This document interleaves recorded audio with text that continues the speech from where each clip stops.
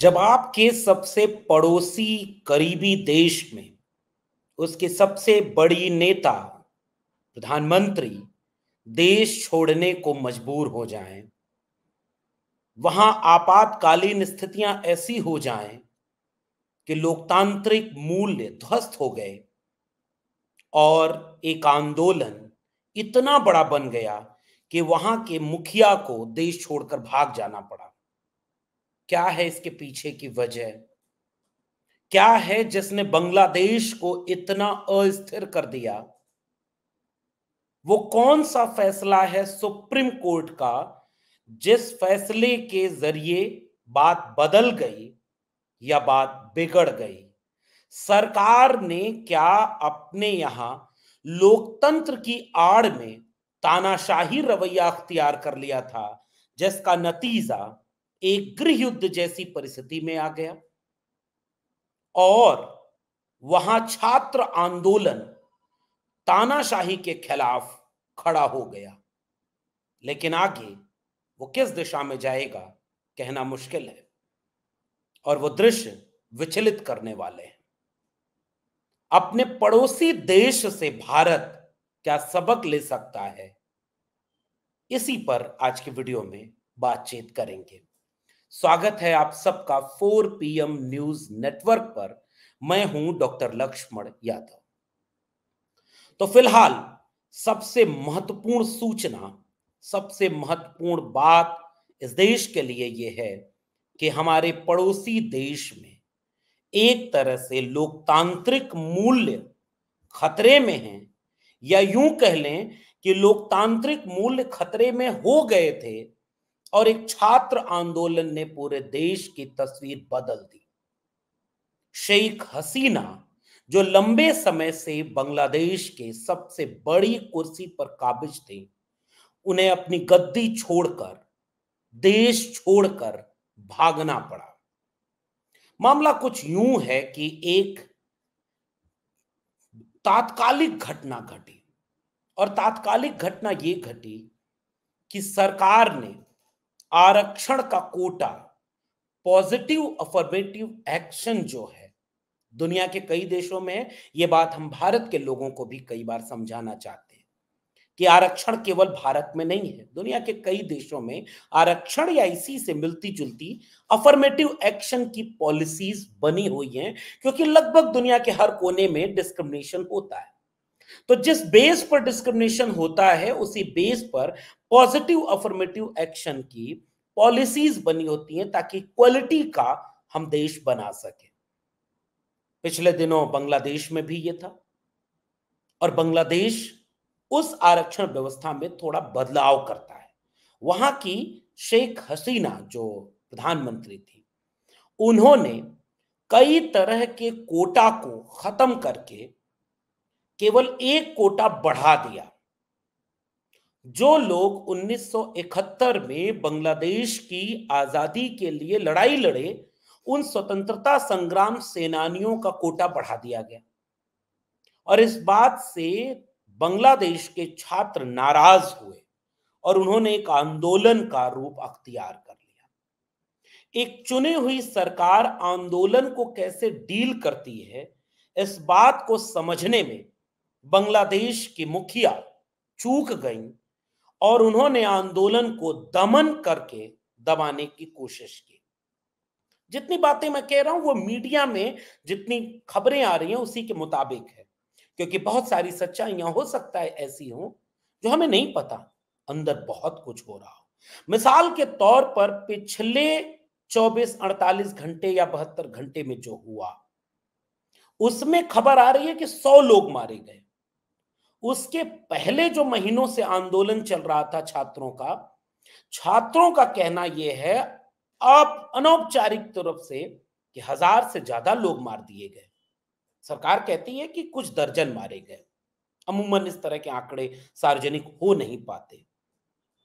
तो तात्कालिक घटना यह बनी कि उस छात्र आंदोलन को, जो कोटा को बदलाव की पॉलिसी के खिलाफ खड़ा था कि हमारे यहां जिस तरह की गैर बराबरी है, आप उसे इस तरह के कोटा को दे करके असल में अपने चहेते लोगों को सरकारी सेवाओं में, सरकारी चीजों में बैकडोर से भरना शुरू कर रहे हैं। और इस बात से वहां के छात्र बहुत नाराज हुए और उन्होंने आंदोलन किया कि इस कोटा को वापस लिया जाए। लेकिन उस आंदोलन को डील करने का, उस आंदोलन से संवाद करने का जो इनका तरीका था, वो बेहद आपत्तिजनक और दमनकारी था। एक तरफ पुलिस और प्रशासन के जरिए दमन करवाया गया, लोगों पे मुकदमे डाले गए, उन्हें गायब कर दिया गया, ऐसी ऐसी खबरें आ रही हैं। और दूसरी तरफ सरकार समर्थित कुछ नॉन पुलिसिया सिस्टम, जो उनकी अपनी स्टूडेंट विंग थी, जो सरकार समर्थित थी, उनको भी आगे कर दिया गया, छात्र आंदोलन के सामने चुनौती बन के खड़ा कर दिया गया, गोलियां चली, लोग मारे गए। इस बात से बहुत आक्रोश उन छात्रों में पैदा हो गया। तो बाद में चल करके सुप्रीम कोर्ट ने उस कोटे को बदल भी दिया। उन्होंने कहा कि नहीं, ये कोटा रद्द कर दिया जाता है। लेकिन आंदोलन नहीं रुका, क्योंकि आंदोलन भीतर भीतर कई वजहों से, जो लंबे समय से बांग्लादेश के लोगों के भीतर गुस्सा पनप रहा था सरकार की नीतियों और रवैये के चलते, वो गुस्सा इस आंदोलन को जिस तरह से दमन के जरिए डील किया गया, इससे संघनित हो गया और गुस्सा मिल करके एक बड़ी मुहिम तक चला गया कि अब बात केवल कोटे की नहीं है, आपने मारा है, आपने गलत तरीके से डील किया है, इसलिए अब इस तानाशाही रवैये के खिलाफ हम पूरे देश में एक तख्ता पलट जैसी चीजें करेंगे। हालांकि तख्ता पलट छात्रों का मुद्दा नहीं था, लेकिन जैसे जैसे रविवार के दिन जब यह आंदोलन और तेज हो रहा था, तो पुलिस के या सरकार की तरफ से घोषित अघोषित लोग असलहात लेकर के उस आंदोलन के खिलाफ और हिंसक होते चले गए। तो और छात्र आंदोलन इसकी तुलना में और ज्यादा उग्र होते होते ढाका की तरफ कूच कर गया और उसका एक नारा बदल गया कि अब इन्हें गद्दी छोड़नी पड़ेगी, अब इन्हें सरकार से हटना पड़ेगा। तो इस बात को फिर वो बात वहां तक पहुंची कि उन्हें सरकार से हटना पड़ा। पहले शेख हसीना ने चाहा कि वो राष्ट्र को संबोधित कर लें, वो कुछ अपनी बात कह लें, लेकिन सेना की तरफ से फिर इस मामले को डील किया गया। जब दमन करने के लिए सेना को भी कहा जा रहा था, तो सेना ने छात्रों के ऊपर दमन करने से इनकार कर दिया। मीडिया की खबरें बताती हैं कि सेना में भी दो तरह के लोग थे, एक सत्ता के पक्ष में थे और दूसरे सत्ता के पक्ष में नहीं थे। उन तबके के लोगों ने कहा कि हम अपने देश के नौजवानों पर गोली नहीं चलाएंगे, हम उन पर दमन नहीं करेंगे। और इसके चलते जब उन्होंने कहा कि अब स्थिति हाथ से निकल रही है तो हमें संबोधित करने दिया जाए, सेना ने कमान संभालते हुए कहा कि नहीं, अब ये आपके पास इतने घंटे बचे हैं, आप एक रेजिग्नेशन लेटर दीजिए और देश से जा सकते हैं। उसका उपयोग शेख हसीना ने यही किया और वो त्यागपत्र दे करके देश छोड़कर भाग गई। एक लोकतांत्रिक देश जहां चुनाव हो रहा था, उसके बाद वहां का ये दृश्य आया। बाद में पता चला कि वो भारत आई, अभी आगे कहां जाएंगी अभी इसका कोई स्पष्ट सूचना सामने नहीं आई। तो क्या वाकई इतनी सी ही बात है? नहीं, इसके पीछे वो जो गुस्सा है कि जो जिस तरीके से सरकार चल रही थी पिछले दिनों से, उसके बीच कई तरह के कारण एक साथ सामने आते हैं। और वो कारण ये बताते हैं कि पिछले दिनों, पिछले 2 से 3 दशक में जो दृश्य वहां पर पैदा हुए थे, क्योंकि जो आंदोलन के समय दृश्य थे, नाराजगी शेख हसीना से थी, लेकिन उनके उन पूर्वजों तक पहुंच गई जिन्होंने बांग्लादेश को आजाद करने में अपनी भूमिका निभाई। उनकी मूर्तियां तोड़ दी गईं, उनको उनको जमींदोज कर दिया गया। शेख हसीना के घर में बिरयानी पार्टी करने लगे वो सारे लोग जो शेख हसीना के खिलाफ आंदोलन कर रहे थे। संसद भवन की कुर्सियों पर बैठकर सेल्फी ले रहे थे और लोकतांत्रिक चीजों को इस तरीके से कह रहे थे कि हमने तानाशाही के खिलाफ इंकलाब किया है। दूसरी तरफ मीडिया में मिक्स खबरें आ रही थीं कि अल्पसंख्यक, वहां के अल्पसंख्यक हिंदू हैं बांग्लादेश में, उनके घरों पर हमले शुरू हो गए या उनकी इबादत घरों पर, मंदिरों पर हमले हो रहे हैं। फिर वो वीडियोस आने लगी जिसमें छात्र आंदोलन की तरफ से एक लड़की और एक एक लड़के का 2 वीडियो वायरल हो रहा है जिसमें वो लड़की जो छात्र नेता है वो कह रही है कि हमारा आंदोलन केवल सत्ता बदलने का नहीं था, यह आंदोलन तब रुकेगा जब हमारे देश के अल्पसंख्यकों के ऊपर हमले बंद हो जाएंगे। क्योंकि इस तरह की चीजें तो कब मौका देख करके कौन अपने यहाँ जो मजबूत होता है वो कमजोर के खिलाफ खड़ा हो जाता है। और फिर दूसरी तरफ उनके यहाँ ऐलान किया गया, वो वीडियो बहुत वायरल हुई जिसमें छात्र कह रहे हैं कि यह लड़ाई हमारी हक के लिए थी, इसलिए हम किसी भी माइनॉरिटी के ऊपर हमला नहीं करेंगे, हम इस तरह के जो आंदोलनकारी हैं हम उसकी हिफाजत करेंगे। बाद में तस्वीरें आई कि वहां के कई मुस्लिम लोग हिंदुओं के सामने खड़े होकर उनकी रक्षा कर रहे हैं। किसी भी देश में मानवीय मूल्य यही कहता है कि अगर ये छात्र आंदोलन है तो अब इसे हिंसक नहीं होना चाहिए, अब इसे अपने यहां के माइनॉरिटीज की हिफाजत में बदलना चाहिए। और इसकी कोशिश छात्र आंदोलन के नेताओं की तरफ से देखने को मिली, लेकिन इसको अभी पुख्ता होना बाकी है कि वहां शांति कैसे होगी। सेना ने अपने हाथ में कमान ली, उनकी तरफ से कहा गया कि हम आंतरिक सरकार बनाने की कोशिश करेंगे, लेकिन वो वजहें क्या थी जो इतने बड़े जन आंदोलन या इस तरह के उपद्रव में तब्दील हो गई। 5 वजहें बताई जाती हैं, जिसमें सबसे पहली वजह, और मैं ये वीडियो इसलिए कह रहा हूं कि इस चीज से अपने आसपास से इस देश को यह सीखना चाहिए जो तथागत बुद्ध का देश है। ये भारत लोकतांत्रिक मूल्यों को अपने सांसों में बसाता है। बुद्ध ने पूरी दुनिया को मोहब्बत का पाठ पढ़ाया, प्रेम और करुणा का पाठ पढ़ाया। ये युद्ध का देश नहीं है, ये बुद्ध का देश है। इस देश के लोकतांत्रिक मूल्य को बहुत मेहनत से, बड़ी कुर्बानी से मजबूत किया गया है, और आज भी हमारे यहां कभी सेना का तख्ता पलट नहीं हुआ। जबकि कोई पूर्वी पाकिस्तान बना तो कोई पश्चिमी पाकिस्तान बना, और जब भी धर्म राजनीति पर हावी हुआ है तो इस तरह की नफरती हिंसा देखने को मिली है। और हम अपने मुल्क को इस तरह की हिंसा से और कैसे बचा सकते हैं? इन 5 गलतियों से जो शेख हसीना ने की, हमारे यहां के लोगों को भी सबक लेना होगा। छात्र आंदोलन तो वहां तानाशाही के खिलाफ कामयाब हो गया, लेकिन उसके बाद उसकी दिशा क्या होगी अभी ये कहना तो बाकी है ना। तो वो वजहें जिससे भारत का लोकतांत्रिक मूल्य और मजबूत हो सकता है सबक सीखते हुए। पहली गलती शेख हसीना ने की कि उन्होंने अपने शासनकाल में अपने विपक्षियों की आवाजों और असहमतियों को दबाने की कोशिश की। लगातार उनकी सत्ता लंबे समय तक थी। विपक्ष के नेताओं के ऊपर गिरफ्तारी, जेल, मुकदमा, अभिव्यक्ति की स्वतंत्रता पर दमन और असहमति के दमन की घटनाएं लगातार बढ़ती जा रही थी। और कोई कोर कसर शेख हसीना ने नहीं छोड़ा था कि किसी भी तरह का विरोध उनके सामने न हो।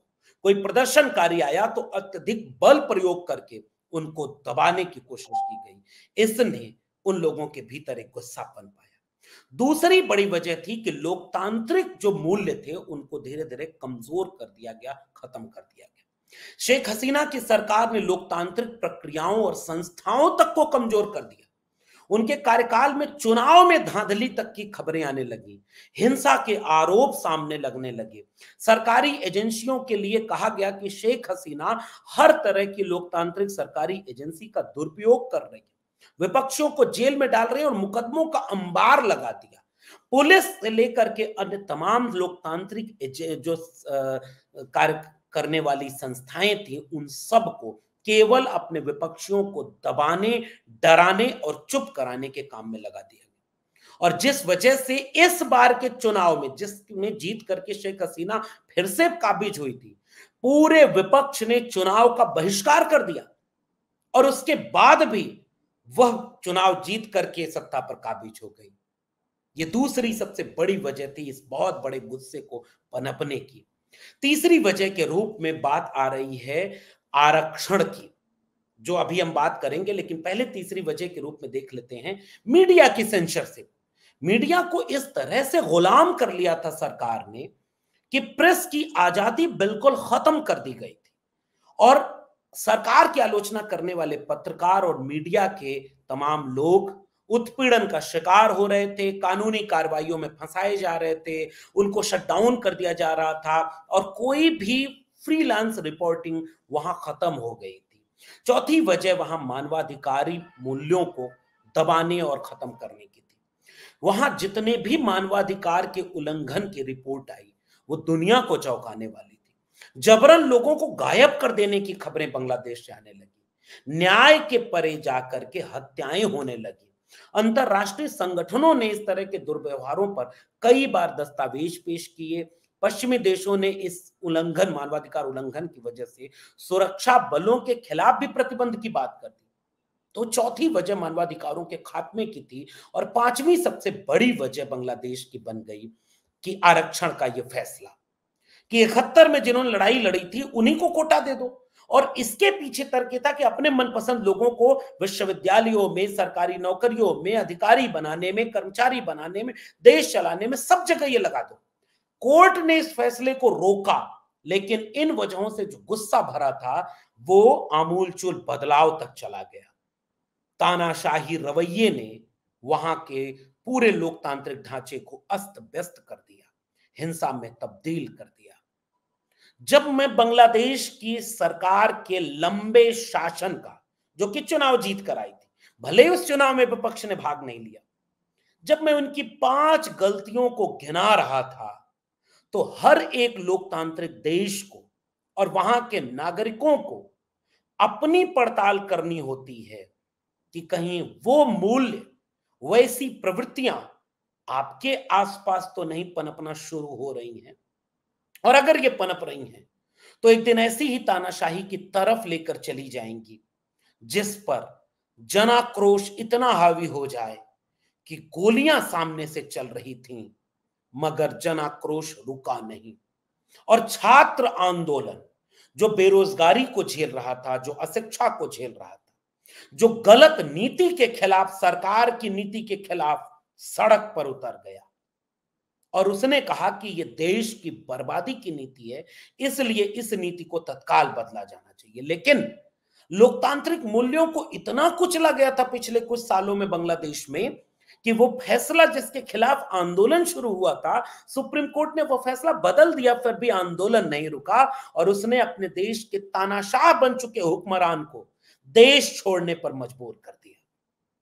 अगर कोई भी लोकतांत्रिक देश है तो वो अपनी जनता के खिलाफ जाकर बहुत लंबे वक्त तक शासन नहीं कर सकता, और इसका फायदा वहां दूसरे खेमे के लोग उठा सकते हैं। निश्चित रूप से यह रास्ता चूंकि खतरनाक है, यह रास्ता चूंकि हिंसा का है, यह रास्ता बांग्लादेश की आजादी के लिए जो लड़े उनकी मूर्ति को भी बुलडोजर से ढहा देने तक पहुंच गया, जो कि कहीं से उचित नहीं लगता।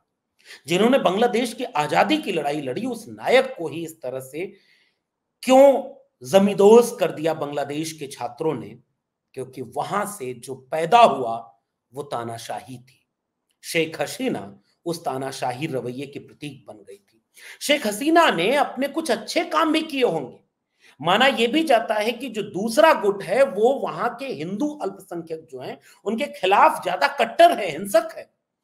तो शेख हसीना ने सबको साथ लेकर चलने की कोशिश की, लेकिन इसके उलट शेख हसीना ने जो तानाशाही रवैया अख्तियार किया, विपक्ष की आवाजों को दबाना, कुचलना शुरू किया, उसने यह दिन देखना पड़ा कि रोती हुई शेख हसीना बांग्लादेश छोड़कर जाने को मजबूर हुई।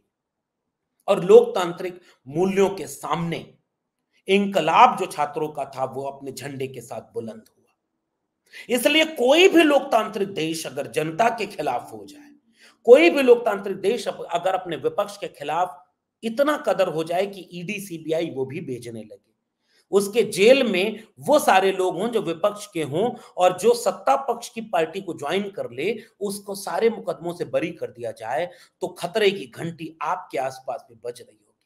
अगर आपके आसपास भी कोई प्रोफेसर सच बोलने के लिए नौकरी से निकाला जाए और आपके आसपास भी ये खबरें देखने को मिले कि एक पार्टी और एक विचारधारा के लोगों को हर संस्थान में भर्ती किया जाए, उनके लिए फरमान निकाले जाएं कि अगर आप सरकारी मुलाजिम हैं, उसके बाद भी एक सांस्कृतिक संगठन के हिस्सा में, कार्यक्रम में जाएं तो भी नौकरी नहीं जाएगी, सीधे रिपोर्ट आने लगे कि आपके यहां भी वैसा ही एक आरक्षण की प्रक्रिया सुप्रीम कोर्ट ले आ रहा है जिसमें कोटे को कोटे से बांट रहा है बिना जातिवार जनगणना के आंकड़ों के, और वो एक ऐसा फैसला है जो लोगों को नाराज कर रहा है।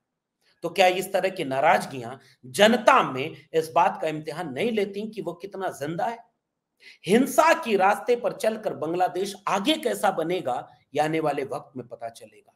कहीं फिर से वो कट्टरपंथी ताकतें इस तरह की अस्थिरता और उतार चढ़ाव की दुरुपयोग करने में कामयाब न हो जाएं, क्योंकि जैसे ही शेख हसीना बाहर गई वैसे ही दूसरे उनके विपक्षी पार्टी के लोग जेल से रिहा कर दिए गए। उनमें बहुत सारे लोग इस मौके का दुरुपयोग कर सकते हैं।